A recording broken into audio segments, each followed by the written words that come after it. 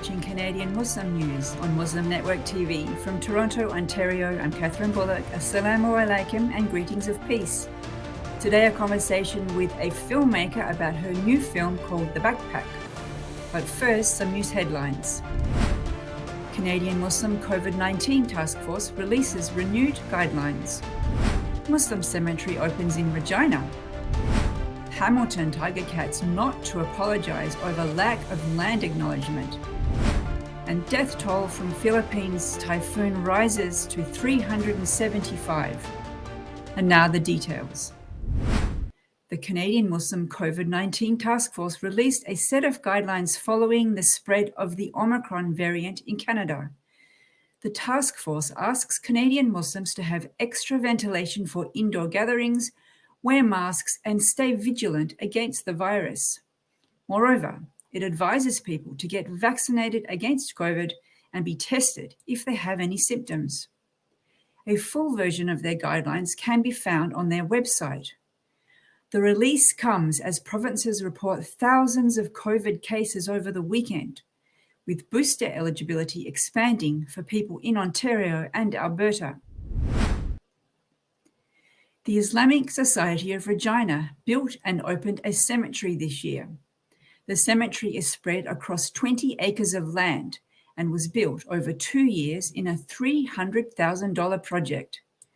With the new cemetery, Canadian Muslims can bury their loved ones for less than $2,000, a large difference from the $7,000 required by the local cemetery. There are close to 15,000 Muslims living in Regina. Locals believe that the new cemetery will ease the grieving process for some by lifting financial burdens. The Hamilton Tiger Cats refused to apologise publicly for having failed to mention the Mississaugas of the Credit Nation in a land acknowledgement. The football game featuring the Tiger Cats took place in Hamilton, Ontario last week. Chief Stacey Laforme of the Credit First Nation told media sources that he received multiple phone calls from people upset over the lack of acknowledgement. The chief and the Tiger Cats management are in talks now to discuss land acknowledgements for future events. The death toll from a powerful typhoon in the Philippines has climbed to 375 today. Local media said that at least 500 were injured, while dozens of others are still missing after Typhoon Rai hit the southeastern islands on Thursday. Many are said to have died or wounded after being struck by fallen trees, collapsed walls, and other debris. The Philippine Army has dispatched soldiers to the area to support search and rescue efforts. The super typhoon, which reached a speed of 195 kilometers per hour, affected over 1.8 million people. That's it for the news. And now a conversation about a new film just released called The Backpack. The Canadian Multicultural Heritage Council has an initiative called Dreamweavers, inviting people to join an 8-month program to learn how to create a film. We're very honoured to have with us today Dr. Sonia Mohsin, who is the writer and director of a new film that was just released at Cineplex called The Backpack. Welcome to the show. Assalamu alaikum. Wa alaikum assalam.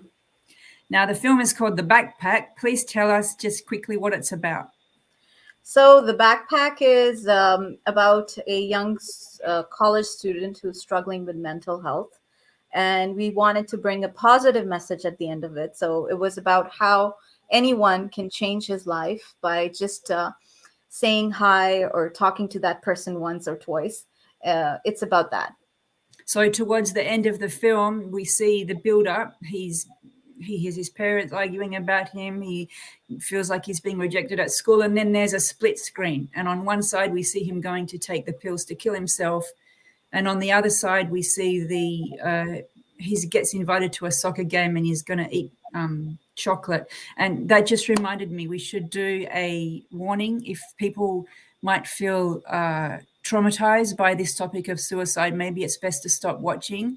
And we don't want our viewers to become overcome by this topic. It is a sensitive topic, something that's not talked about in the Muslim community much at all.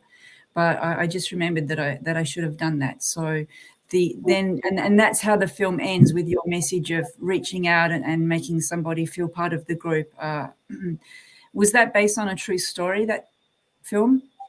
Yeah, actually, I got inspired to write the story from an incident that happened in Texas.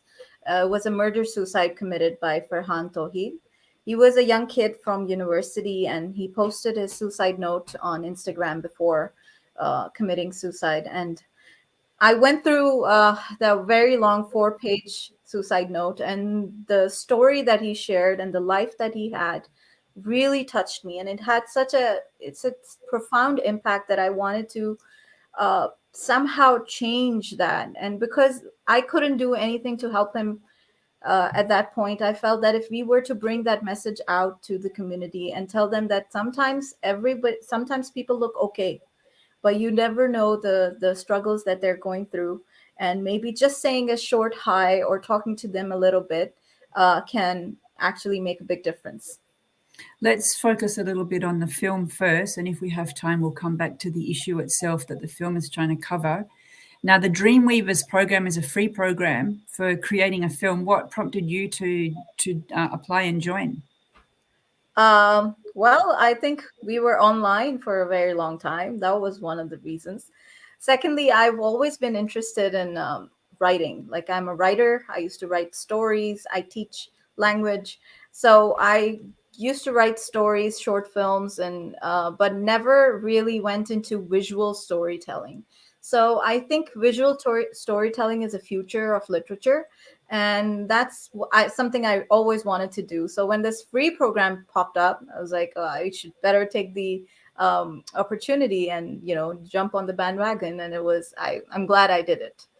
My understanding is that you were the only Muslim involved in this particular film. Were you also the only Muslim involved in the program itself?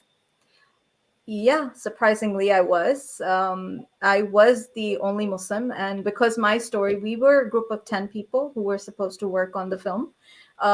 Because my story got selected among all the 10, most of my characters were the main character itself was a Muslim. Hadi was his name. And also a lot of South Asian background, because I tried to bring in the aspect that education is very important for the South Asian cultural people, and how they were ready to look at the main character's educational background, but not his mental well being. So, yeah, I think that was a big benefit being the only Muslim. And I understand that the film premiered at Cineplex in Mississauga. Congratulations. That must have been very exciting. Who attended? Yeah, so it was our family, friends, basically just invites, but we got to connect with a lot of creative people. A lot of us got to see each other's films. We were in the class together, but we didn't know what each group was working on. So we finally got to see each other's films. And then, of course, we formed a network that in the future, if we want to make any community film, we can connect with each other. So it was amazing. How many films were shown that night? 6 to 7 films total. So now let's talk a little bit more about the content then. You tried to have a message around mental health. Can you just explain to us why you wanted that to be the focus of the film? Uh, Actually, I am also a teacher at middle school, and I've taught high school as well. And I often notice these kind of feelings that the kids go through, but they don't really share it. And a lot of time when they do share it, it's kind of surprising that a person who apparently looks all fine would be struggling with issues like that. So I wanted to bring that into light, and I wanted to talk about um, how it was important to check on your friends. It was important to check on people's mental well-being. You never know who might be going through what. I feel that this disconnect among people has gotten worse with every generation. Young kids, they don't talk or they don't connect the way pre-internet things used to happen, and I think we all can relate to that. So bringing that back in, that you can actually reach out to people, you can talk to them, ask them how they're doing, how their day was, makes a difference. So And it's that's a very heavy topic then, the main theme of your film. How has been the reaction of the people who viewed it? Oh, I've gotten tremendous amount of response from young kids who watched it on YouTube, and they talked about how they were once helped through this process. My co-director, who was working with me, she shared how it was so close to her that her kids went through a similar experience. Almost everybody who came up to me shared a story that was worthy enough to make a movie on its own. I Right. remember right after the premiere, there was somebody who came up to me and just said, "Can I just hug you?" Because that told the story of my sister. So I felt like I really connected with people on that level. And how do you want the film to be used? Is it being marketed towards the schools as a discussion piece for classrooms? Currently, I haven't started marketing it, but I feel that because it's there out there for anybody to watch it on YouTube, it can be used for that purpose. Although, because it has those trigger warnings, it's not for every kind of audience. Right. Um, it can start a conversation that is much needed in the Muslim community. But how to go about it and how to deal with it, I think mental health professionals would be better equipped to deal with that. Why do you think this is a topic almost taboo in our community? Yeah, that's quite sad to say that it is. People say you need to just toughen up, deal with situations like that, and they don't really see the enormity of the issue and how profoundly it impacts people. I mean, maybe I don't know why it's so much of a taboo, but I Mm. haven't seen it being addressed in our community as much as it should. And I think the mental health professionals would agree with me when they say that we are lacking Muslim mental health workers in itself. A lot of people feel comfortable going to a mental health worker that is a Muslim, but we don't have enough. This issue is, further compounded because of lack of resources. So let's flip back to the filmmaking side. What will be the next steps for you as a filmmaker? Yeah, so because this was a community film project and didn't really require specialized training in filmmaking and stuff, I just want to go ahead and do more projects, get into it, write more stories. I have a couple of stories lined in, also dealing with mental health. I'm just looking for the right group of people to work with. I also feel very inspired to write more about Muslim stories. A lot of them are not told as much as they should be. So, being the only Muslim in the group, I don't currently have that network. So, I would really want to expand my network into Muslim filmmakers, and we could tell Muslim Canadian stories the way they should be told. And just as we wrap up, if someone is watching and they feel that they might know a teen or anyone, actually any age, who might be at risk of suicide, do you have any numbers or helplines that we can share? Yes, we I think it says in our film at the end there are some contact references. I don't remember them on the top of my head, but CMH is a very good Canadian Mental Health Council is a very good resource. Their numbers are shared at the end of the film that they can call if they're suffering from any of these situations.